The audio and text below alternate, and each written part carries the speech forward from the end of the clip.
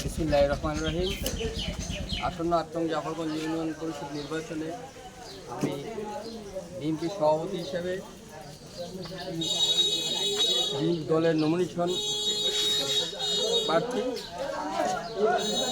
সকলে আমার জন্য দোয়া করবেন।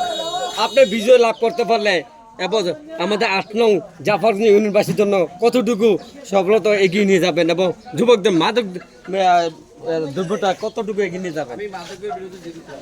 আগে থেকে আমাদের মাদক একটা সংগঠন আছে দেবিদ্বারে, আমরা তাদের দীর্ঘাংশে আছি। ইনশাল্লাহ এই ইউনিয়নকে উন্নয়নের মাত্রায় নিয়ে যাব। এবং বয়স্ক ভাতা, বৃদ্ধা ভাতা এবং আপনার যে নির্বাচিত হলে অনুদানটা অনুদান আছে সকলকে সমান বন্টন করে দেওয়া হবে।